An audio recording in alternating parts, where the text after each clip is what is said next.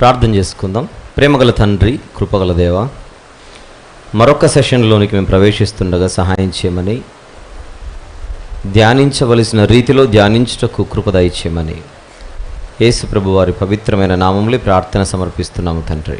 ఆమేన్. మీకా గ్రంథ ధ్యానంలో 9వ సెషన్లోనికి మనం ప్రవేశిస్తున్నాం. 2వ అధ్యాయము 6వ వచనం వరకు మనం పూర్తి చేసుకున్నాం.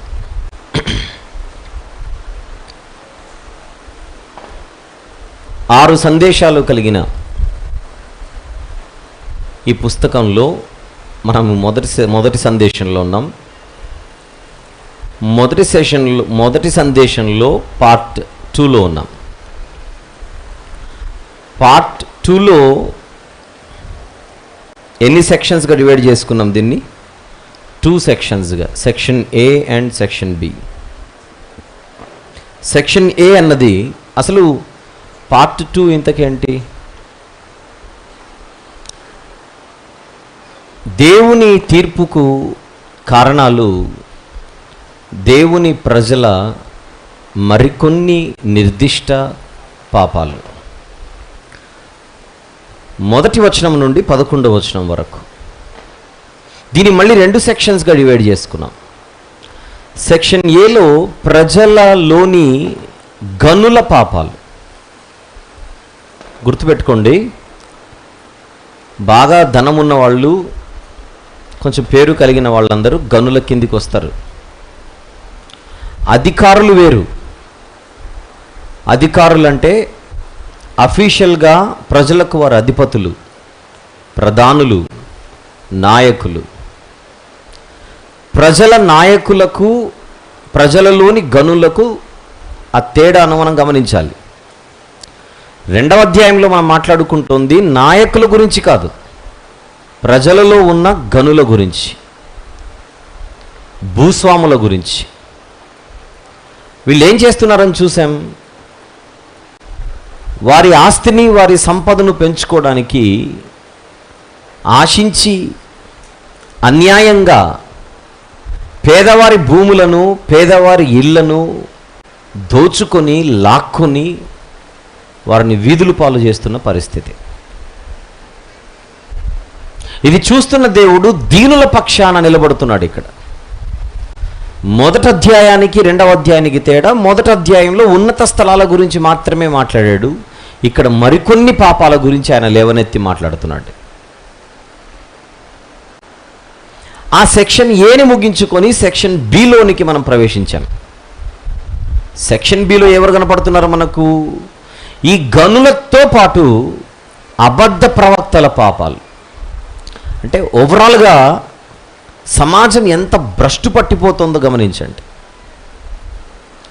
మీకా లాంటి ప్రవక్త నిలబడి మీ బ్రతుకులు సరిగలేవు అని హెచ్చరిస్తుంటే, ఈ ప్రవక్తలు లేదా బోధకులు అండ్ మిగిలిన ప్రజలు అందరూ కలిసి మీకా గారికి ఏమిస్తున్నారట? వార్నింగ్లు ఇస్తున్నారు. ఇలాంటి నువ్వు ప్రవచించకూడదని.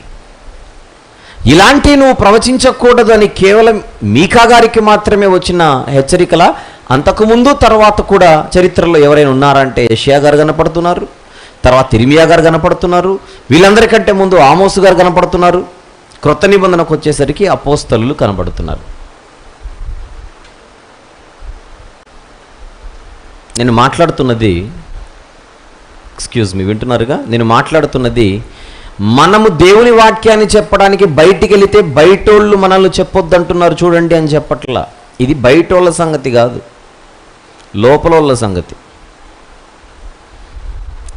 ఇక్కడ జరుగుతున్న సందర్భాన్ని తీసుకొని వచ్చి పొరపాటున మేము కూడా మన సువార్తకి వెళ్తే అక్కడ కూడా మమ్మల్ని కొంతమంది అడ్డగించారండి అని అంటే, అడ్డగించిన వాళ్ళు ఎవరు? క్రైస్తవులా, క్రైస్తవేతరులా? క్రైస్తవేతరులు ఉండొచ్చు, కానీ నేను మాట్లాడుతుంది లోపలున్నోళ్ళ గురించి. కారణం ఇక్కడ చెప్పబడుతున్నది యూదుల గురించి, ఇశ్రాయేలీల గురించి. ఇశ్రాయేలీలు యూదుల మధ్య ప్రవక్తలు నిలబడి ప్రజలను హెచ్చరిస్తుంటే, ఆ ఇశ్రాయేలీలు ఆ యూదులే చెప్పకూడదు ఇలాంటి మాటలు అని హెచ్చరిస్తున్నారట. ఏమంటున్నారు యెషయా గారితో? మృదువుగా మాట్లాడితే మాట్లాడు, వార్నింగ్లు ఇచ్చి హెచ్చరికలు చేస్తే మాత్రం మా దగ్గర కుదరదు. అసలు దర్శనాలు కనడమే మానేయి అని చెప్తున్నారటే. ఎవరికి? యెషయా గారికి. ఈరోజు కూడా అలాంటి పరిస్థితి మన మధ్య ఉందా? సేవకులు ఎప్పుడైనా వాక్యాన్ని బట్టి హెచ్చరిస్తే అలాంటి మాటలు మీరు చెప్పకండి, మాకు నచ్చే మాటలు అలాంటివి మాత్రమే చెప్పమని కోరే పరిస్థితి మనకేమన్నదా?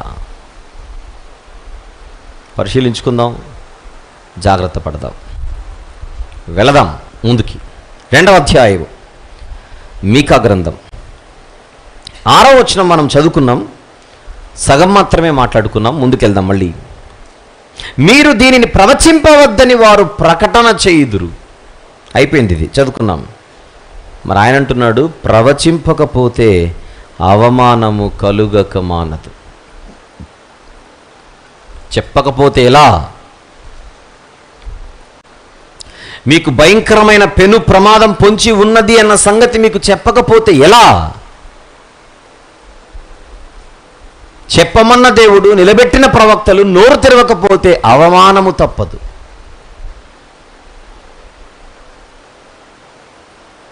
మనల్ని కూడా ఎవరైనా హెచ్చరించే వాళ్ళు మన కళ్ళ ముందు దైవజనులుగా ఉంటే, అలాంటి వారి హెచ్చరికలు వాక్యానుసారమైనవైతే వాటిని వెంటనే స్వీకరించి తలదించే ఆరోగ్యకరమైన మనస్తత్వం మనందరికీ ఉండాలి.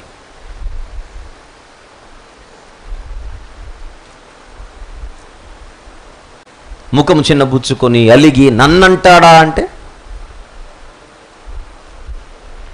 వాక్యానుసారంగా హెచ్చరిక చేసే వారి గురించి మాట్లాడుతున్నాను నేను. వాక్యాన్ని పక్కన పెట్టి మనసులో ఏదో పెట్టుకొని కక్షతో మాట్లాడి ఆ కక్షను మనసులో పెట్టుకొని హెచ్చరించే హెచ్చరికల గురించి కాదు. నిజంగా వాక్యానుసారంగా ఒక సేవకుడు నేను హెచ్చరిస్తుంటే ఆ హెచ్చరికకు నువ్వు తలదించాలి. రోమపత్రికలో ఒక వచనం చూద్దాం, 13వ అధ్యాయం. రోమీలకు రాసిన పత్రిక 13వ అధ్యాయం.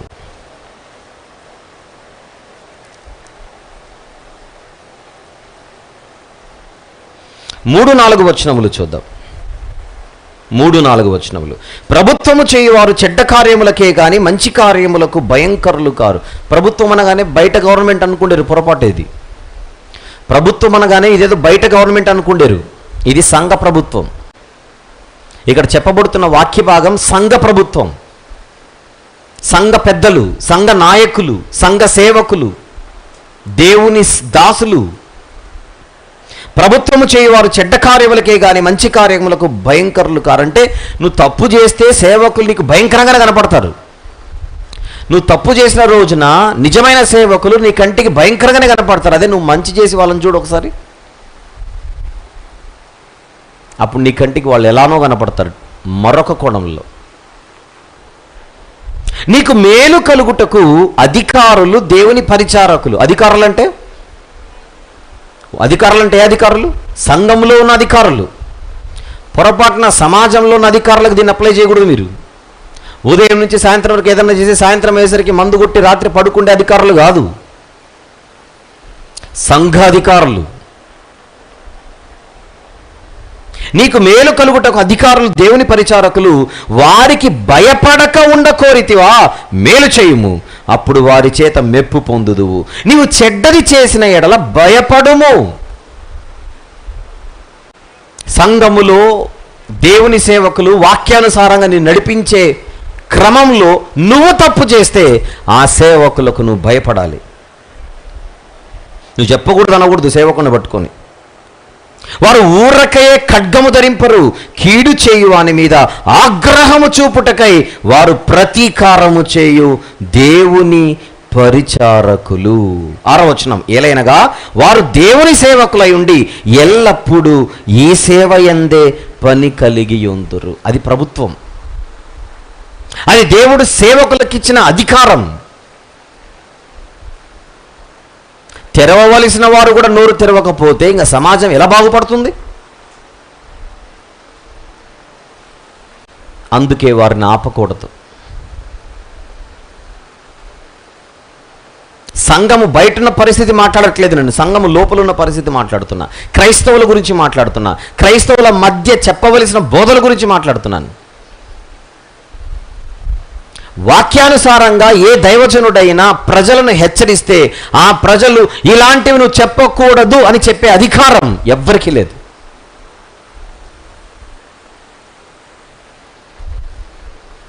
ఆ తప్పు ఒకప్పుడు ఇశ్రాయేలీలు చేశారు. యెషయా గారి పట్ల చేశారు, అంతకుముందు ఆమోసు గారి పట్ల చేశారు, ఇక్కడ మీకా గారి విషయంలో చేస్తున్నారు, తర్వాత ఇర్మియా గారి విషయంలో చేసినట్టుగా చూసాం. అపోస్తలుల విషయంలో కూడా అదే చేశారు. ఈ నామమును బట్టి మీరు బోధించకూడదు.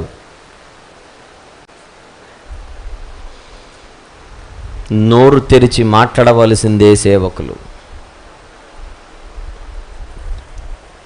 రైట్. 6వ వచనంలో ప్రవచింపని ఎడల అవమానము కలుగక తప్పదు లేదా మానదు. 7వ వచనం యాకోబు సంతతి వారని పేరు పెట్టబడిన వారలారా, యెహోవా దీర్ఘశాంతము తగ్గిపోయినా, ఈ క్రియలు ఆయన చేత జరిగినా, యథార్థముగా ప్రవర్తించువానికి నా మాటలు క్షేమ సాధనములు కావా?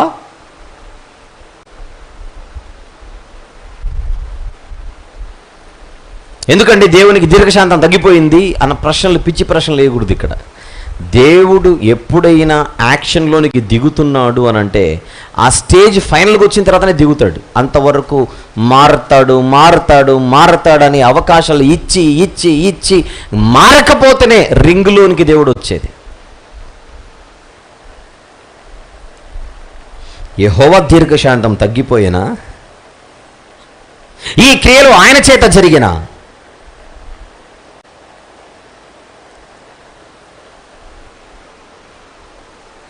నా మాటలు యథార్థముగా ప్రవర్తించు వారికి క్షేమ సాధనములు కావా? యథార్థంగా ప్రవర్తించే వారికి దైవజనుడి మాటలు ఔషధ మూలికలు. ఆ యథార్థాన్ని పక్కన పెట్టి మా ఇష్ట ప్రకారంగా బ్రతుకుతాం, నువ్వు మాత్రం ఏం చెప్పకూడదు అనుకుంటే ఖచ్చితంగా ఆ దైవజనుడు ఆ మనుషుల కంటికి భయంకరుడిగానే కనపడతాడు.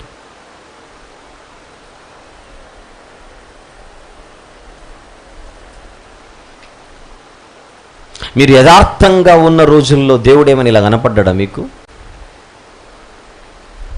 ఆయన ఎదుట నీతిగా బ్రతుకుతున్న రోజుల్లో దేవుడి నుంచి ఇలాంటి హెచ్చరికలు కానీ ఇలాంటి మాటలు కానీ మీ ముందుకు ఏమైనా వచ్చాయా? ఇప్పుడు కదా ఇలాంటి వార్నింగ్లు మీరు వింటోంది. అడుగుతున్నాడు ఆయన, ఇప్పుడే కదా నా జనులు శత్రువులైరి. ఎందుకు శత్రువులయ్యారు? ఎవరికి శత్రువులయ్యారు? దేవునికి శత్రువులయ్యారు.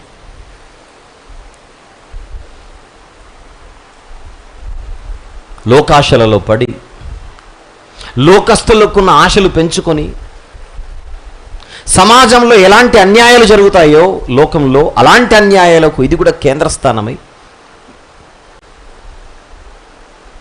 మానవత్వాన్ని కూడా కోల్పోయి మనస్సాక్షి అన్నదే లేకుండా పేదలను తొక్కుతున్నప్పుడు ఆ బీదల పక్షాన దేవుడు ఎందుకు నిలబడకుండా ఉంటాడు?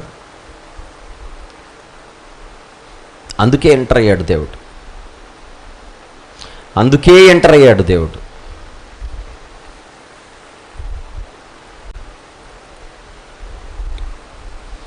యాకోబు పత్రికలో ఏముందో ఒక మాట చూద్దాం.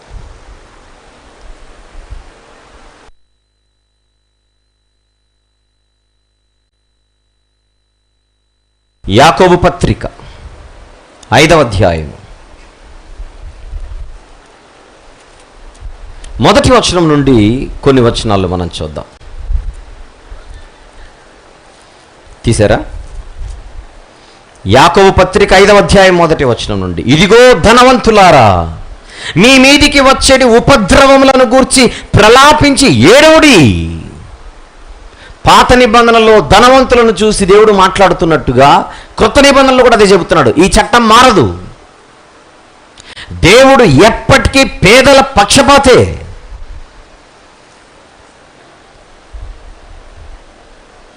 మీ ధనము చెడిపోయెను, మీ వస్త్రములు చిమ్మటలు కొట్టినవాయెను, మీ బంగారము మీ వెండి తుప్పు పట్టినవి, వాటి తుప్పు మీ మీద సాక్ష్యముగా ఉండి అగ్ని వలె మీ శరీరములను తినివేయును. అంత్యదినముల యందు ధనము కూర్చుకుంటిరి. ఇదిగో మీ చేలు కోసిన పని వారికి ఇయ్యక మీరు మోసముగా బిగపట్టిన కూలి మొర్రపెట్టుచున్నది.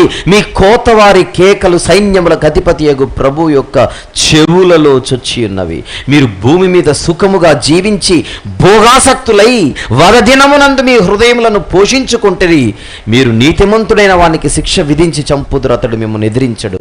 దీనుడు ఆ దీనుల పక్షాన అటు పాత నిబంధనలోనైనా కృత నిబంధనలో అయినా దేవుడు నేనున్నాను అంటున్నట్టుగా కనబడట్లేదు.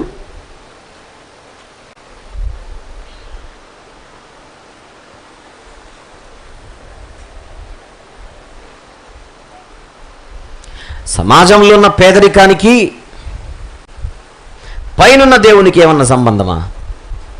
పైపెచ్చు బైబిల్లో ఏముంటుందో చెప్పనా? దేవుడు చాలా చిలకగా చెప్పినట్టు చెప్పాడు, ఒరే నా మాట వింటే పేదరికం అనేది ఉండదురా అని చెప్పాడు.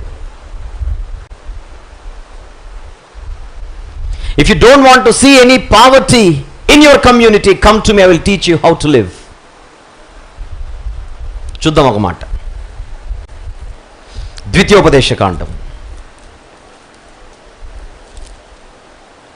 15వ అధ్యాయం. తొందరపడి మన కళ్ళ ముందు కనిపించే పేదరికానికి పైనున్న దేవునికి లింక్ పెట్టి ఆయన కారణం చేతనే పేదరికం ఉందని అనుకుంటే అది మన దౌర్భాగ్యపు పరిస్థితి అవుతుంది. ద్వితీయోపదేశకాండం 15:5 వచనం చూద్దాం. కావున నేడు నేను నీకు ఆజ్ఞాపించుచున్న ఈ ఆజ్ఞలనన్నిటినీ అనుసరించి నడుచుకొనుటకు నీ దేవుడైన యెహోవా మాటలు జాగ్రత్తగా వినిన ఎడల మీలో బీదలు ఉండనే ఉండరు. అది దేవుడు చెబుతున్న మాట. ఉండరు. బీదలు ఉండకూడదంటే మీరు నా మాట వినాలన్నాడు దేవుడు.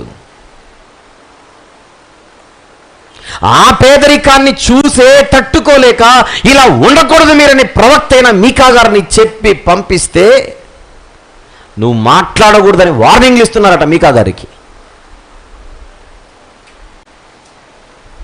ఎందుకు పుట్టింది పేదరికం?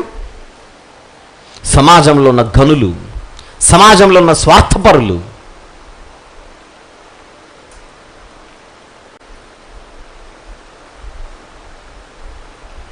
మన చేతిలో ఉన్న గ్రంథం చాలా గొప్ప గ్రంథం. ఆ గ్రంథాన్ని చదవవలసిన పద్ధతిలో చదివితే దేవుడు చాలా గొప్పగా అర్థమైపోతాడు మనకు. కలలో కూడా ఆయన ఒక మాట అనాలన్న ఆలోచన పొరపాటున కూడా మనకు రాదు.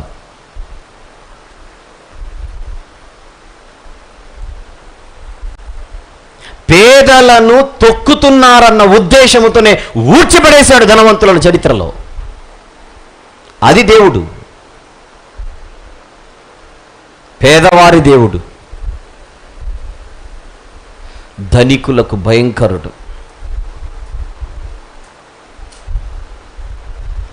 తీర్పు ఎందుకు ప్రభువా ఈ ప్రజలకు అని అడిగితే పేదలను తొక్కుతున్నారు వీళ్ళు. అందుకు కారణాల గురించి మాట్లాడుకుంటున్నాం మనం. మరి మొదటి అధ్యాయంలో ఉన్నత స్థలంలో ఉంది కదా, అది ఒక కారణం. వీళ్ళు ఒకటే తెచ్చుకున్నోళ్ళు కాదు, పాపాల మూట కట్టుకొని జాగ్రత్తగా ఇంట్లో పెట్టుకున్నారు. ఘనులు యథార్థముగా ప్రవర్తించువానికి నా మాటలు క్షేమ సాధనములు కావా?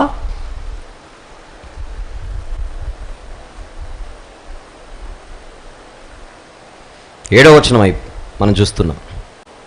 మీకా గ్రంథం 2వ అధ్యాయం 7వ వచనం. యథార్థముగా ప్రవర్తించువానికి నా మాటలు క్షేమ సాధనములు కావా? ఇప్పుడే కదా నా జనులు శత్రువులైరి లోకస్తుల్లాగా మారిపోయి.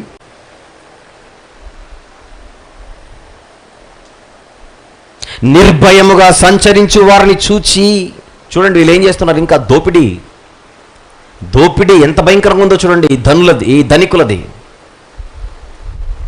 సమాజంలో ఉన్న బలవంతులు వీరు.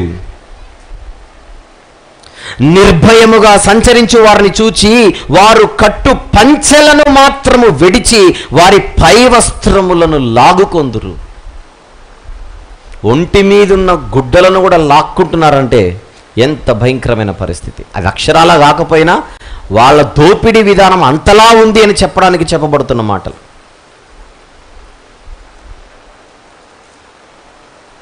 ఇంటిని ఖాళీ చేయించి బజార్లో నిలబెట్టి మీ బతుకులు మీరు బతకండి, ఇది మాకుంటే చాలన్న భయంకరమైన అంత దుశ్చర్య, అంత దుర్మార్గం. అందుకే మొదటి వచనంలో 2వ అధ్యాయంలో దుష్కార్యములు అన్నాడు. ఇలాంటివి చేయడానికి రాత్రిపూట్లు ఏం చేస్తున్నారట వీళ్ళు? మంచముల మీద పరుండి మోసపు క్రియలు యోచించుచు దుష్కార్యములు చేయువారికి శ్రమ.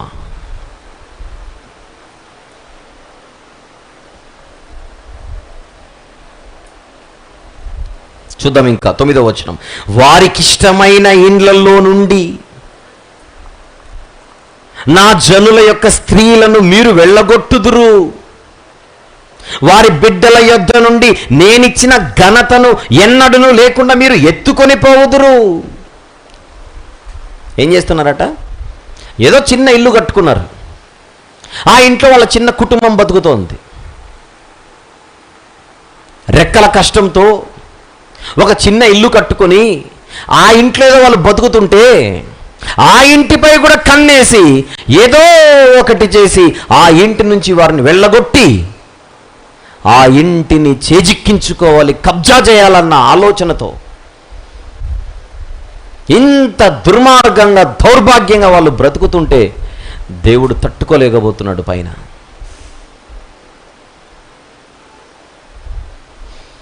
యెషయా గ్రంథం 5:8 మనం చదువుకున్నాం ఇంతకుముందు, మళ్ళీ చదువుకుందాం ఒక్కసారి. యెషయా గ్రంథం 5వ అధ్యాయం 8వ వచనాన్ని మరలా ఒకసారి చదువుకుందాం. స్థలము మిగులకుండా మీరు మాత్రమే దేశములో నివసించున్నట్లు ఇంటికి ఇల్లు కలుపుకొని పొలమునకు పొలము చేర్చుకొను మీకు శ్రమ. ఇంటికి ఇల్లు, పొలానికి పొలము రోజు రోజుకి పెంచుకుంటున్నారట. తృప్తి లేదు, తృప్తే లేదు.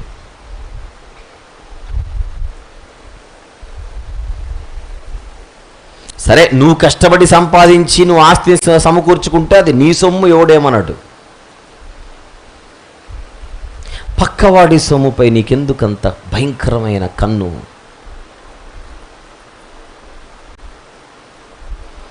పొరుగువాని సొమ్ము మనం పాము వంటిది అంటున్నాం, బైబిల్ పాతాళము వంటిది అంటోంది. పొరుగువాని సొమ్ముపై నువ్వు కన్నేసావా, పాతాళము గడప దగ్గర ఉన్నట్టే, పాతాళము గడప దగ్గర ఉన్నట్టే.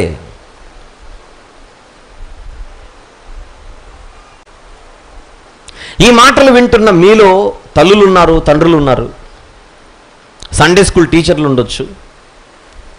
ఇప్పుడు మీకా గ్రంథంలోని 2వ అధ్యాయంలో మనం చదువుతున్న మాటల్లో నేను ఏ వివరణ అయితే మీ ముందు పెడుతున్నానో అది మీ పిల్లల వయసును బట్టి ఆ వయసుకు తగ్గ మాటలతో వారికి నేర్పించే ప్రయత్నం చేయండి.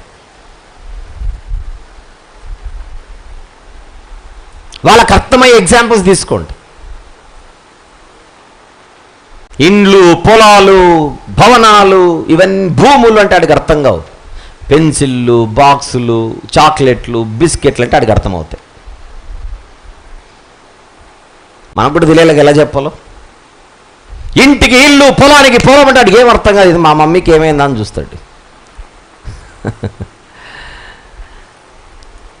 వాడు బడికి వెళ్తాడు, వాడికి అర్థమయ్యేలా చెప్పాలి.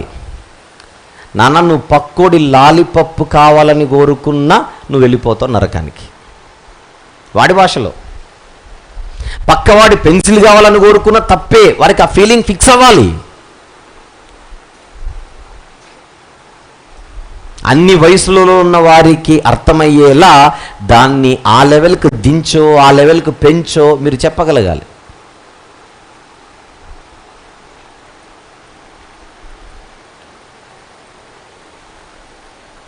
ఇక నేర్చుకుంటున్న వాక్యం మీరు వింటున్నారు, ఇక నేర్చుకుంటున్న వాక్యం మీరు వ్రాసుకుంటున్నారు, అంతా ఓకే. కానీ మీ ప్రాంతాల్లో ఎవరికైనా తెలియజేయాలనుకుంటే ఆ ప్రాంతంలో మీ కళ్ళ ముందున్న ప్రజలను మనసులో పెట్టుకుని, నేను వాడిన ఎగ్జాంపుల్సే కాదు అక్కడ అర్థమే ఎగ్జాంపుల్ తీసుకొని మాట్లాడి మీరు మార్చుకొని చెప్పాలి. కరెక్ట్గా బట్టికి బట్టి మక్కికి మక్కి దింపుడు అంటే అక్కడ వర్కౌట్ అవ్వదు.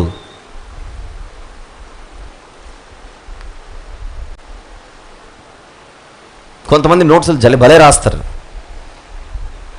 భలే రాస్తే సూపర్. ఇంకొంది భలే రాస్తారు, ఆ భలేలోనే ప్రాబ్లమ్స్. భలే అంటే ఎలా చెప్పనా, ఒకరోజు నేను ఒక ఇండోర్లో వాక్యం చెబుతూ మధ్యలో ఆ విండో ఏంటి నాన్న అన్నాను. అది రాశాడు.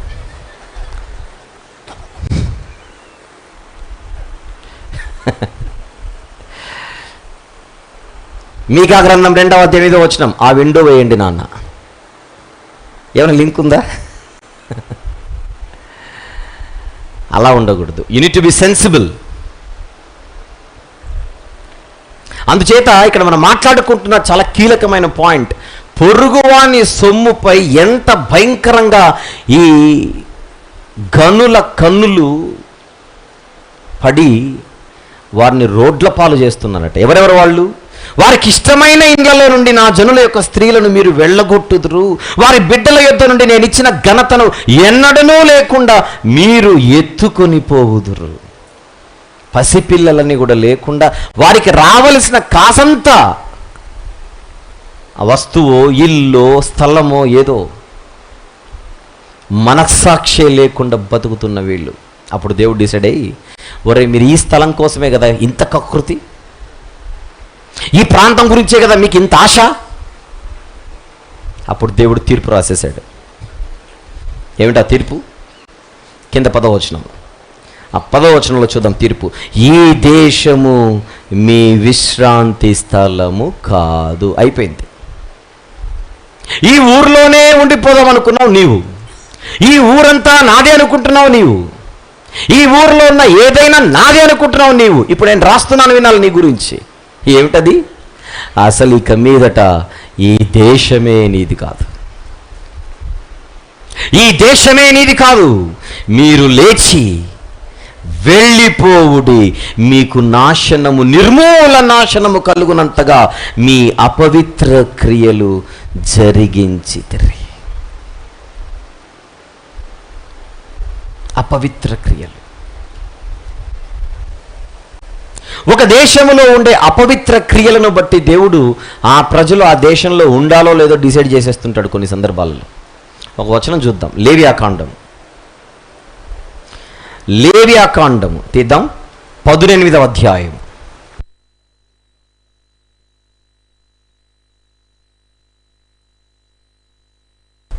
లేవియాకాండము 18వ అధ్యాయం 25వ వచనం చూద్దాం ఒకసారి. 25వ వచనం. ఆ దేశము అపవిత్రత కలది గనుక నేను దాని మీద దాని దోష శిక్షను మోపుచున్నాను. ఒకనాడు కనానీయుల దేశపు పరిస్థితి అది, ఈరోజు ఇశ్రాయేలీల పరిస్థితి అది. ఈరోజు ఇశ్రాయేలీల పరిస్థితి అది.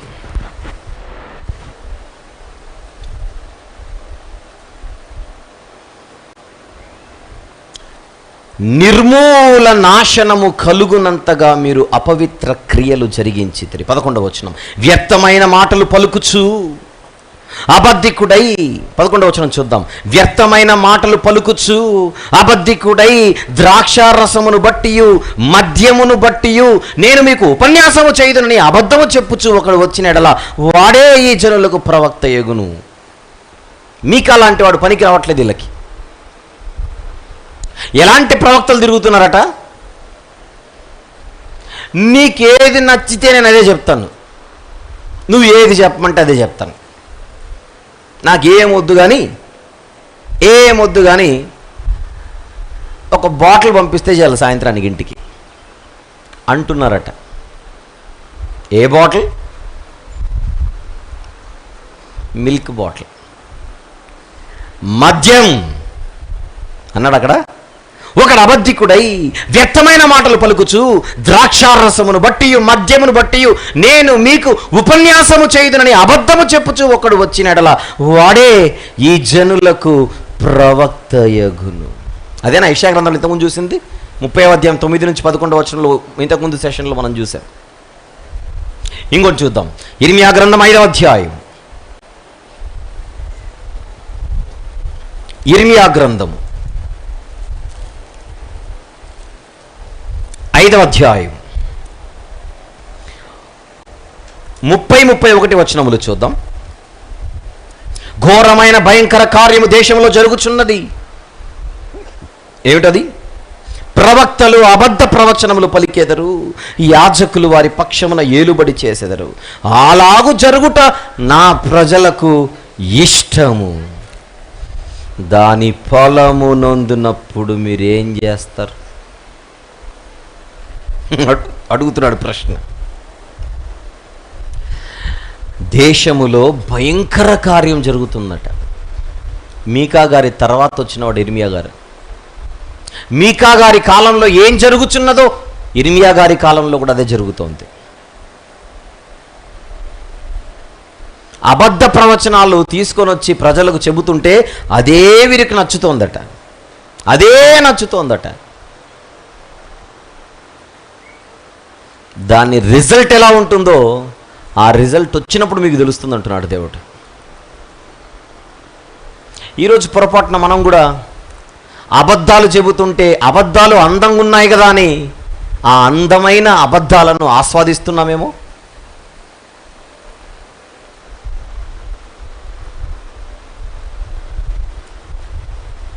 ఈ తప్పు చేయకూడదు. మన క్రైస్తవ సమాజానికి ఇది చాలా గట్టిగా అర్థం కావాలి,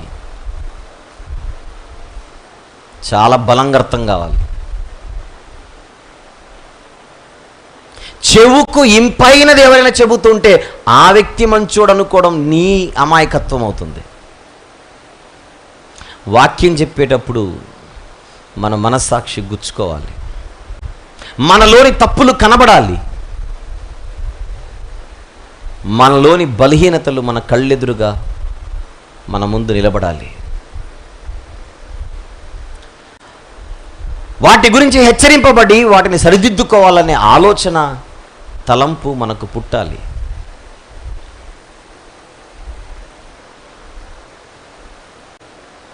అది కాకుండా 24 గంటలు God bless you, God bless you, God bless you అని చెప్తున్నాడు అనుకుంటే why should God bless you? ఎందుకు బ్లెస్ చేయాలి దేవుడు? ఏం చేస్తున్నామని బ్లెస్ చేయాలి దేవుడు?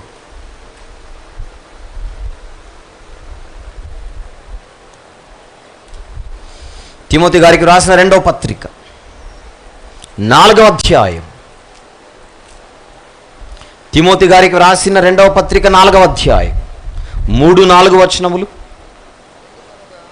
3-4 వచనం. ఎందుకనగా జనులు హితబోధన సహింపక దురద చెవులు గలవారై తమ స్వకీయ దురాశలకు అనుకూలమైన బోధకులను తమ కొరకు పోగు చేసుకొనిరి.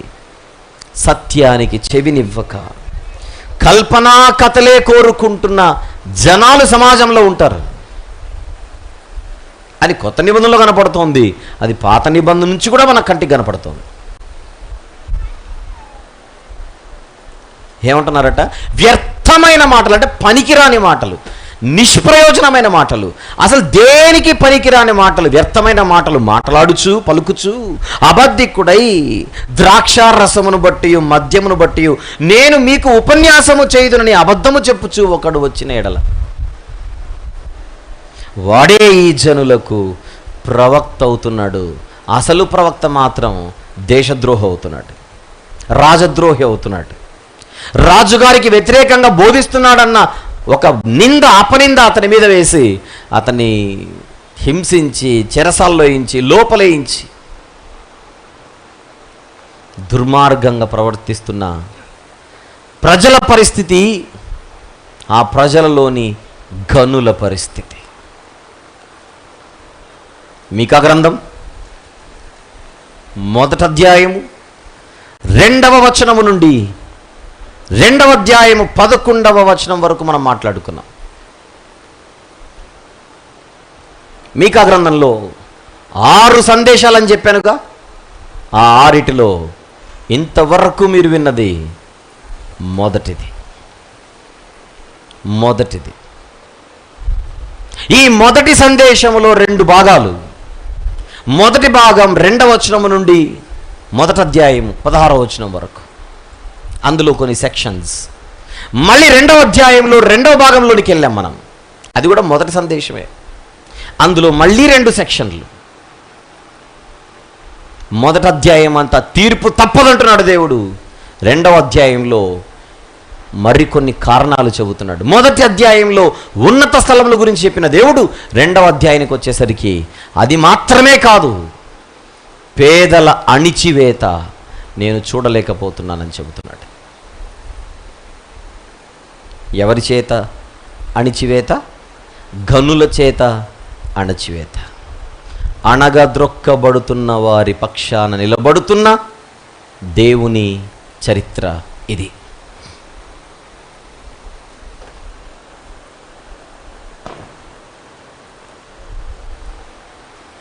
ఇంతవరకు మీరు విన్నది దేవుని తీర్పు గురించి. దేని గురించి? దేవుని తీర్పు గురించి. దేవుడు తీర్పెందుకు విధిస్తాడు? ఆయనకు కోపం వస్తే విధిస్తాడు. ఆయనకు కోపం ఎప్పుడు వస్తుంది? మనం పాపం చేస్తే వస్తుంది. చెప్పండి, దేవుడు ఎప్పుడు తీర్పులు విధిస్తాడు? ఆయన కోపం వస్తే విధిస్తాడు. నెక్స్ట్, ఆయనకు కోపం ఎప్పుడు వస్తుంది? మనం పాపం చేస్తే వస్తుంది. ఇప్పుడు ఒక విషయం చెప్పనా, కోపగించే దేవుడే మళ్ళీ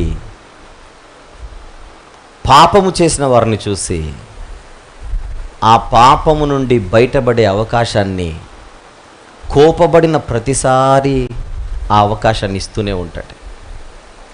ఉదాహరణ, రోమపత్రిక తీయండి.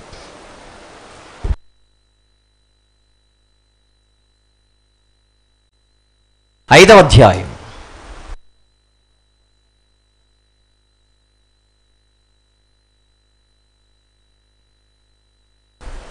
తీశారా?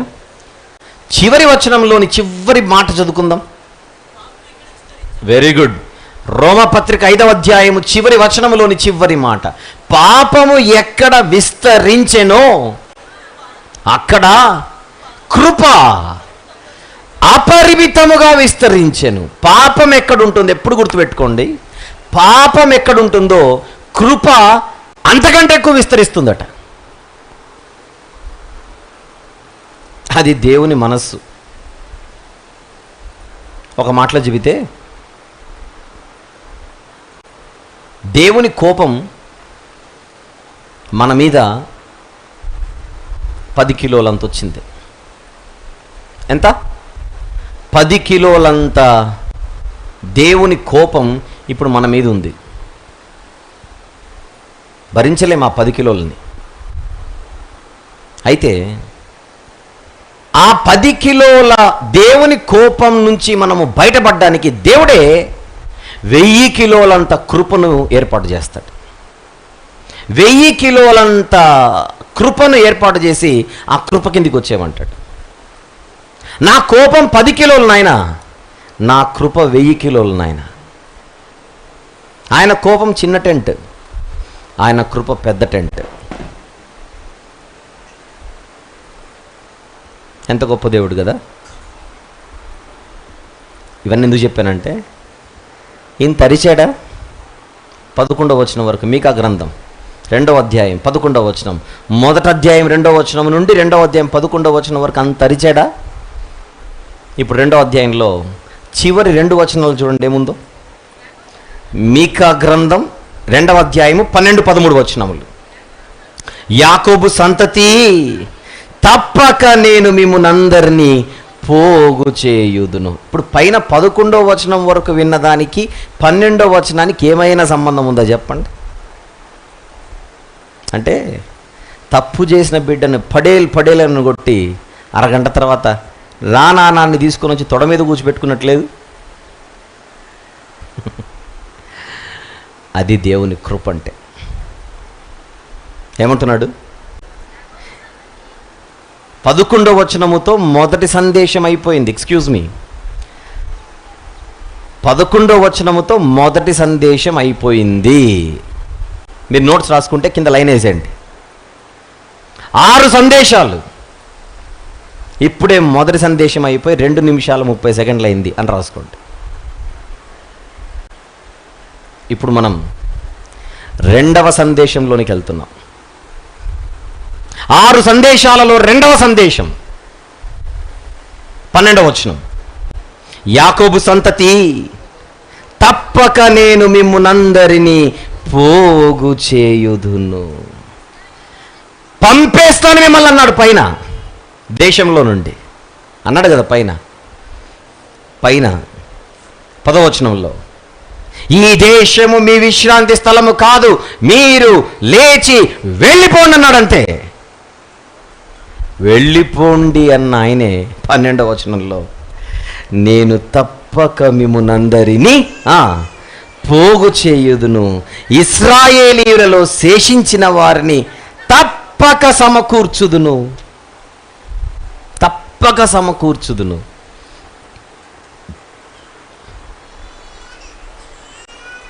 అంటే కొద్ది రోజులు మీకు చెర తప్పదు, తర్వాత చెర అనేది ఎంత ఖాయమో విడుదల అనేది కూడా అంతే ఖాయం. చెర అనేది ఎంత ఖాయమో విడుదల అనేది అంతే ఖాయం. అందుకే రాసుకోవాలి దీనికి టైటిల్ 2వ సందేశం. ఇప్పుడు విషయం చెప్పనా, ఈ 6 సందేశాలలో 3 సందేశాలు ఒక కేటగిరీ, 3 సందేశాలు మరొక కేటగిరీ. 3 సందేశాలేమో తీర్పుకు సంబంధించినవి, మరొక 3 సందేశాలేమో విడుదల విమోచనకు సంబంధించినవి. క్లియర్ కదా పిక్చర్?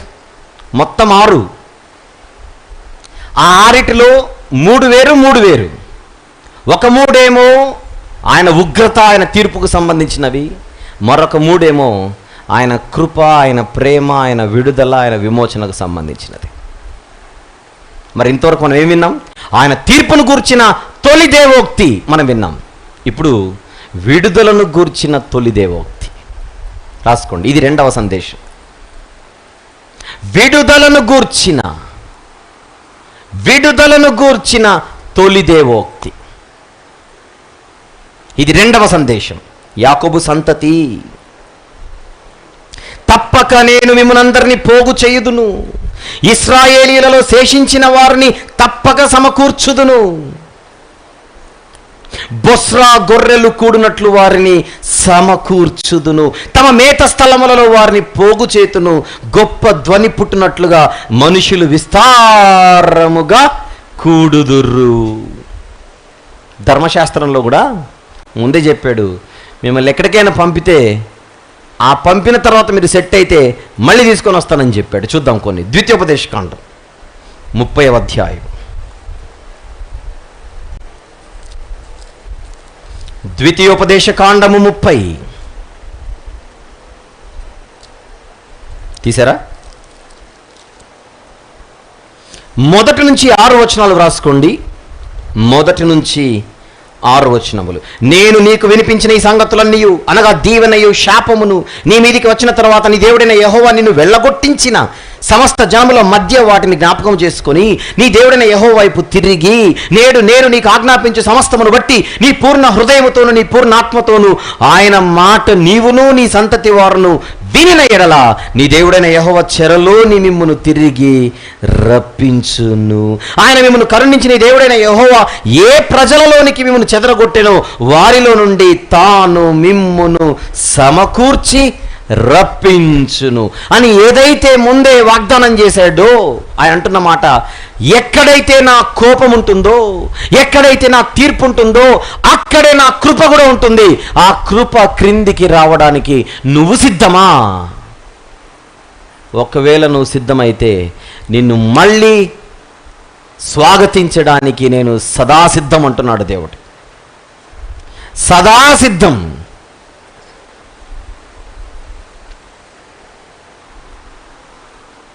వంట రెడీగా ఉంది, ఆకలి అవుతోంది మనకు. వంటేమో రెడీగా ఉంది, ఆకలి అవుతోంది. వడ్డించేవారు రెడీగా ఉన్నారు, మనకు ఆకలి అవుతోంది. ఇప్పుడు ఆకలి తీరాలంటే ఏం చేయాలి?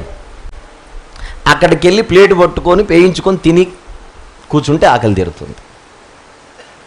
వంట సిద్ధంగా ఉన్నా మనము దాన్ని రెడీగా ఉపయోగించుకోకపోతే ఆకలి తీరకపోవడానికి వంట చేసిన వాళ్ళది తప్ప ఉన్నా వెళ్ళి తిననందుకు మనది తప్పు అవుతుందా? వంట చేసిన వాళ్ళు ఉన్నారు, వడ్డించే వాళ్ళు ఉన్నారు, వంట ఉంది, వెళ్ళి తినడానికి మనకేంటి మంట?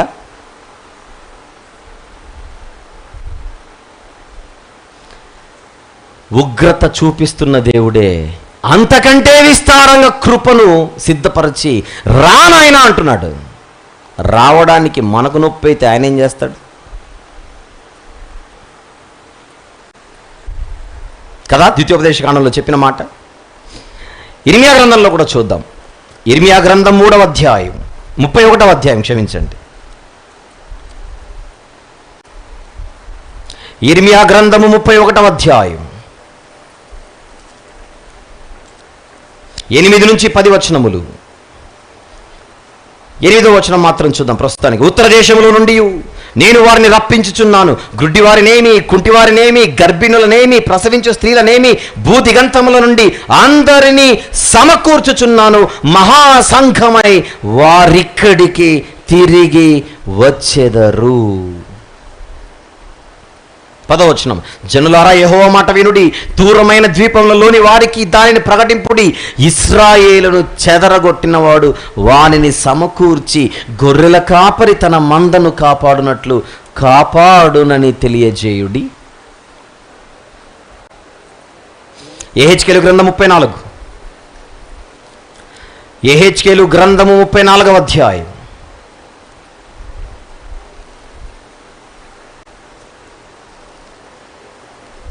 13 నుంచి 15 వచనములు చూద్దాం.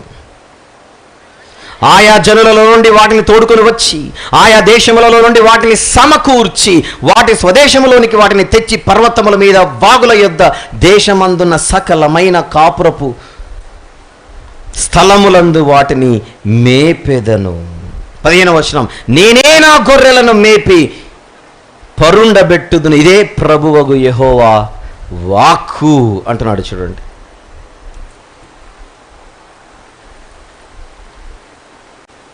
ప్రియమైన దేవుని వారలారా, ఈరోజు దేవుని ఎదుట మనం ఎన్నో తప్పులు చేసి అతిక్రమాలు చేసి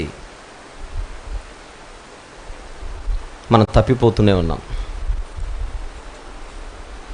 కానీ ఇంకా బతికే ఉన్నాం. పాపము చేస్తున్న మనల్ని దేవుడు చూసి ఎప్పుడు తొక్కేయాలి. ఎందుకు సైలెంట్గా ఉన్నాడు? దాన్నే ఆయన అనుగ్రహం అంటారు. ఆ అనుగ్రహంలో కృప ఉంది. అది మనలను మారు మనసు పొందుటకు ప్రేరేపించుచున్నది. రోమపత్రిక 2, రోమీలకు వ్రాసిన పత్రిక 2వ అధ్యాయం 4వ వచనం.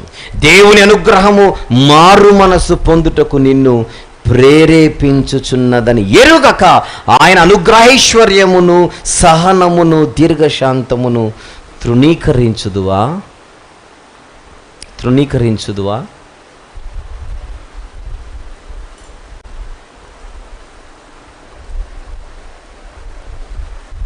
ఈరోజు ఇంకా ఎవరైతే బ్యాప్టిజం తీసుకోకుండా ఇంకా అలా బతికేస్తున్నారో, మీరు దేవుని అనుగ్రహైశ్వర్యమును ఏం చేస్తున్నారు చెప్పండి? తృణీకరిస్తున్నారు. చూద్దాంలే అదే కదా. ఎన్ని మార్లు వాక్యం విన్నా అదే కదా. చూద్దాం అలానే కనుక వాయిదాలు వేస్తే ఇంకా చూడ్డానికి ఏముండదు. మనల్ని చూడ్డానికి అందరు వస్తారు. మ్యాటర్ అర్థమైంది అనుకుంటా, డైరెక్ట్గా చెబితే బాగోదని. ఎన్ని మార్లు గద్దించినను విననొల్లని వాడు మరీ తిరుగు లేకుండా హఠాత్తుగా నాశనం అవుతాడు.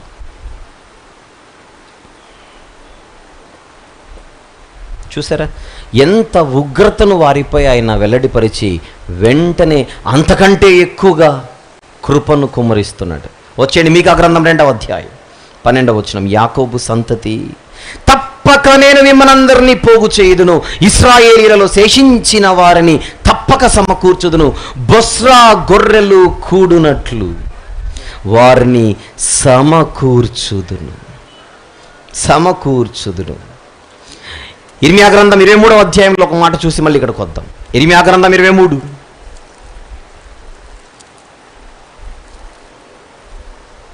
3వ వచనం చూద్దాం ఒక్కసారి.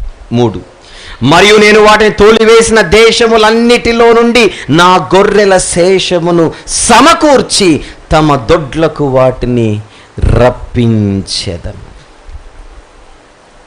రప్పించెదను.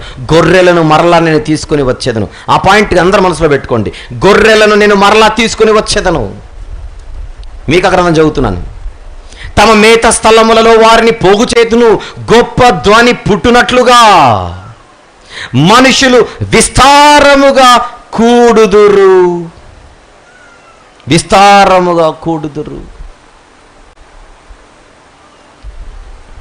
మీకు విషయం చెప్పనా? ఇశ్రాయేలీలు అషూరు చెర, తర్వాత బబులోను చెర, సుమారు ఆ చెరలో వారు ఉన్న కాలం దగ్గర ఒక 200 సంవత్సరాలు. ఇశ్రాయేలీలు. యూదులేమో ఒక 70 సంవత్సరాలు. యూదులేమో 70, వాళ్ళేమో 200. పారసీక చక్రవర్తి కోరేషు చక్రవర్తి అయిన తర్వాత ఇశ్రాయేలీలకు విడుదల వచ్చింది. వాళ్ళు తిరిగి వచ్చారు. వాళ్ళు తిరిగి వచ్చి యెరూషలేం మందిరాన్ని కట్టారు. తర్వాత ప్రాకారాన్ని కట్టారు. ఇది వాళ్ళకు విడుదల అనుకోండి కొద్దిసేపు. ఇది వాళ్ళకు విమోచన అనుకోండి కొద్దిసేపు. రాత్రిపూట బహిరంగ సభల్లో కొన్ని రోజులుగా మనం మాట్లాడుకుంటున్నాం. ప్రవచనాలలో 2 రకాలు. ఒకటి సింగిల్ ప్రాఫెసీ, ఇంకొకటి డబుల్ ప్రాఫెసీ. డబుల్ ప్రాఫెసీలో ఒక గతం, ఒక భవిష్యత్తు ఉండొచ్చు, లేదా ఒక వర్తమానం, ఒక భవిష్యత్తు ఉండొచ్చు, లేదా 2 భవిష్యత్తులు కూడా ఉండొచ్చు అని చెప్పాను. ఆ 2 భవిష్యత్తులు అంటే అర్థం ఏంటి? ఒకటి నియర్ ఫ్యూచర్, ఒకటి అల్టిమేట్ ఫ్యూచర్. ఇది మీరు గుర్తు తెచ్చుకోగలిగితే ఇప్పుడు మీరు మీకా గ్రంథం 2వ అధ్యాయము 12, 13 వచనాల్లో చూసేది ఒక డబుల్ ప్రాఫెసీ. ఒకటేమో నియర్ ఫ్యూచర్, ఇంకొకటేమో అల్టిమేట్ ఫ్యూచర్. ఒకటేమో కోరేషు ద్వారా రాబోయే విడుదల. కోరేషు ద్వారా విడుదల వస్తుందని బైబిల్లో ఉందా? యెషయా గ్రంథంలో చూద్దాం. చెరలోనికి వెళ్ళిన వారిని ఎవరు విడిపిస్తారు అని బైబిల్లో ఉందో చూద్దాం. 45వ అధ్యాయం యెషయా గ్రంథం 45, 13వ వచనము చూద్దాం. 13 నీతిని బట్టి కోరేషును రేపితిని, అతని మార్గములన్నీ సరళము చేసేదను. అతడు నా పట్టణమును కట్టించును, క్రయధనము తీసుకున్నకయు లంచము పుచ్చుకున్నకయు నేను వెలివేసిన వారిని అతడు విడిపించును. విడుదల, కోరేషు ద్వారా విడుదల. క్రీస్తుపూర్వం సుమారు 539 నుంచి 538 మధ్యలో కోరేషు బబులోనును జయించిన తర్వాత కొద్ది కాలానికి యూదులకు, ఇశ్రాయేలీలకు విడుదల దయచేశాడు. వాళ్ళు వచ్చే దేవాలయాన్ని కట్టారు. తర్వాత వాళ్ళు వచ్చే మరొక బృందం ప్రాకారాన్ని కట్టి చెరలోనికి వెళ్ళిపోయిన వాళ్ళు తిరిగి వచ్చారు. విడుదల. మీకా గారి కాలం క్రీస్తుపూర్వం సుమారు 735 నుంచి 700 అని చెప్పాను, పరిచర్యా కాలం. కోరేష్ కాలం ఇప్పుడే చెప్పాను, విడుదల దయచేసిన కాలం. క్రీస్తుపూర్వం 539 నుంచి 38 ఆ మధ్యలో ఈయన వచ్చి అటో ఇటో ఆయన విడుదల వెరికి దయచేశాడు. అంటే సుమారు 200 సంవత్సరాలు. అంటే మీకా గారు 2వ అధ్యాయము 12, 13 వచనంలో చెబుతున్న ప్రవచనం సుమారు ఒక 200 సంవత్సరాల తర్వాత తిరిగి వస్తారన్న మాట కోరేషు ఏలుబడిలో నెరవేరినట్టుగా కనబడట్లేదు మీకు? తర్వాత చదువుకోండి. దినవృత్తాంతంలో 2వ గ్రంథం చివరి అధ్యాయము చివరి 4 వచనాలు. దినవృత్తాంతంలో 2వ గ్రంథము చివరి అధ్యాయము చివరి 3-4 వచనాలు. అలాగే ఎజ్రా గ్రంథం 1వ అధ్యాయం 4 వచనాలు. ఎజ్రా గ్రంథం 1వ అధ్యాయం 4 వచనాలు. కోరేషు ఇశ్రాయేలీలకు విడుదల దయచేస్తున్న సందర్భం అది.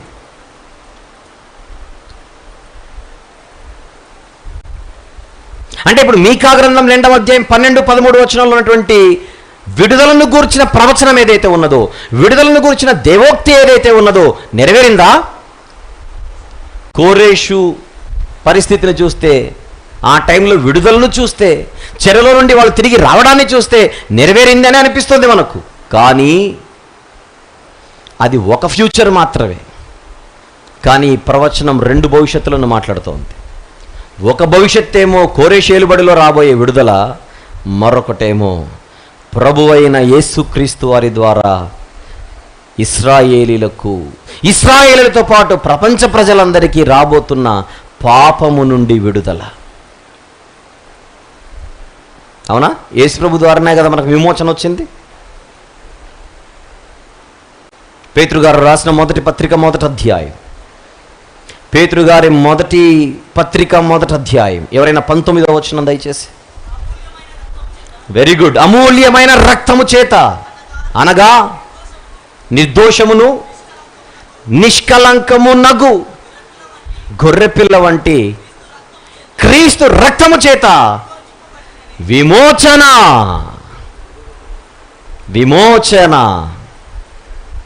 మీకా గ్రంథం 2:12-13లో ఉన్నది ఈ అల్టిమేట్ ఫ్యూచర్ గురించి, విడుదల. ఇక్కడ ఏమంటున్నాడు? గొర్రెలను నేను తిరిగి తీసుకొని వస్తానంటున్నాడు. అన్నాడా 12వ వచనంలో?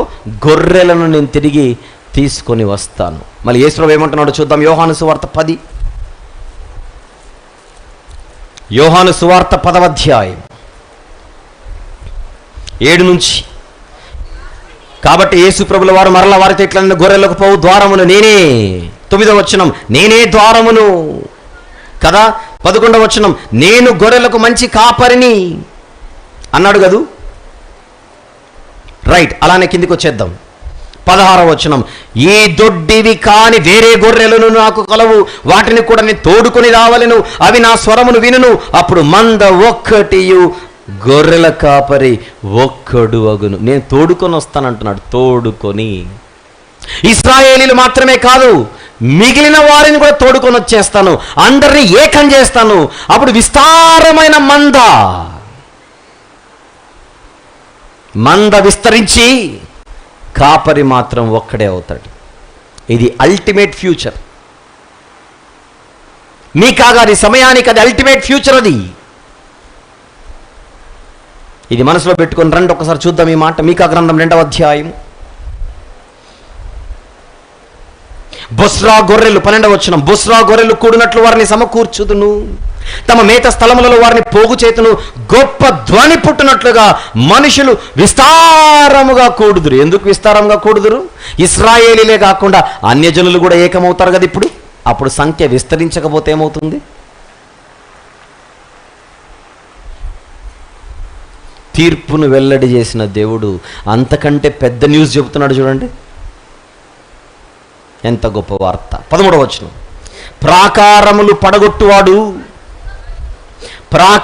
పడగొట్టువాడు వారికి ముందుగా పోవును, పడగొట్టిన నేనే మీకు ముందు నడుస్తాను. వారు గుమ్మమును పడగొట్టి దాని ద్వారా దాటిపోవుదురు, వారి రాజు వారికి ముందుగా నడుచును, యెహోవా వారికి నాయకుడుగా ఉంటును. తానే ముందుండి నడిపిస్తాడు. హోషేయ గ్రంథం 3వ అధ్యాయం, హోషేయ గ్రంథము 3వ అధ్యాయం 5వ వచనం చూద్దాం. తరువాత ఇశ్రాయేలీలు తిరిగి వచ్చి తమ దేవుడైన యెహోవా యుద్ధను తమ రాజైన దావీదు నొద్దను విచారణ చేయుదురు. దావీదు అంటే నిజంగా దావీదు కాదు, రాబోతున్న యేసు ప్రభు. దావీదు కుమారుడిగా, దావీదు వంశములో శరీరమును బట్టి పుట్టబోతున్న యేసు ప్రభు గురించి. ఈ దినముల అంతమందు వారు భయభక్తులు కలిగి యెహోవా అనుగ్రహమునందుటకై ఆయన యొద్దకు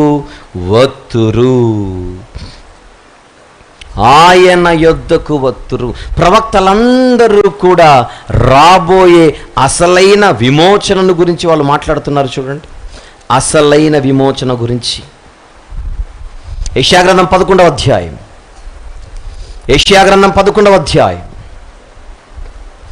16వ వచనం, 16వ వచనం. కావున ఐగుప్తు దేశము నుండి ఇశ్రాయేలు వచ్చిన దినమున వారికి దారి కలిగినట్లు అష్షూరు నుండి వచ్చు ఆయన ప్రజల శేషమునకు రాజమార్గముండును. కోరెషు ఏలుబడిలో జరిగింది అది. కానీ వీళ్ళకి మంచి భవిష్యత్తు ఈ కొద్ది కాలం ఆగితే వారితో పాటు ప్రజలకు, ప్రపంచ ప్రజలకు వస్తుందని ప్రవక్తలు చెప్పిన ప్రవచనాలు ఇవి. 52వ అధ్యాయం యెషయా గ్రంథం 52 12వ వచనం. మీరు త్వరపడి బయలుదేరరు, పారిపోవు రీతిగా వెళ్ళరు, యెహోవా మీ ముందర నడుచును, ఇశ్రాయేలు దేవుడు మీ సైన్యపు వెనుకటి భాగమును కావలి కాయును. ఉంది మీకు భవిష్యత్. ఆ భవిష్యత్తు కోసం ఎదురు చూస్తే మీకు భవిష్యత్తు ఉంటుంది.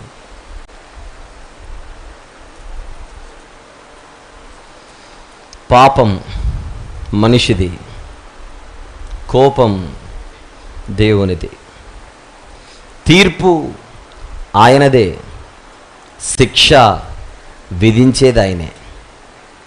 ఇన్ని చేసే ఆయన చివరకు మనిషికి నా కోపం కంటే నా ప్రేమ పెద్దది నాయన అని చెబుతున్నాడు. నా తీర్పు కంటే నా విడుదల గొప్పది నాయన అని చెబుతున్నాడు. నా ఉగ్రత కంటే నా కృప ఎత్తైనది నాయన అని చెబుతున్నాడు. ఈరోజు నీవు నేను మనం పాపము చేసి లేదా చేస్తూ దేవునికి ఇంకా దూరం అవుతుంటే ఆ ప్రేమే మరలా మనతో మాట్లాడుతోంది. ఆ ప్రేమే మరలా మనల్ని ఆహ్వానిస్తోంది.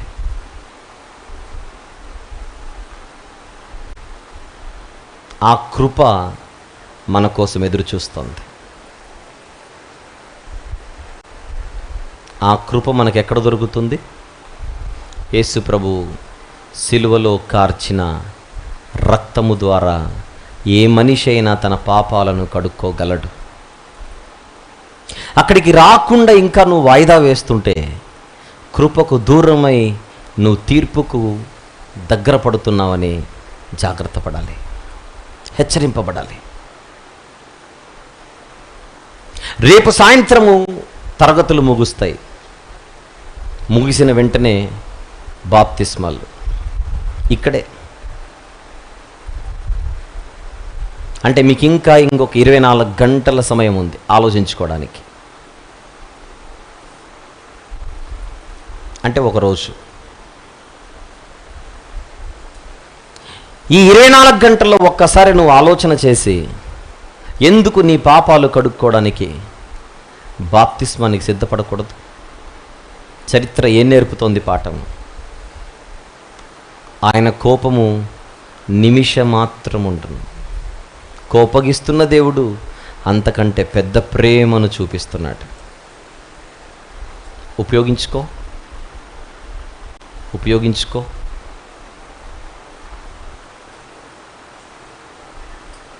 మీకా గ్రంథం 2వ అధ్యాయము 12, 13 వచనములు. ఈ 2 వచనాలు ఏం చెబుతున్నాయి?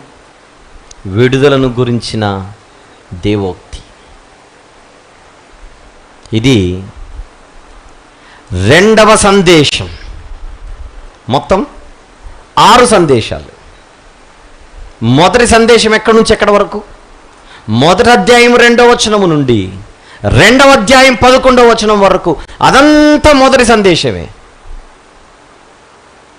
కానీ 12, 13 వచనాలు, ఈ 2 వచనాలు మాత్రమే 2వ సందేశం.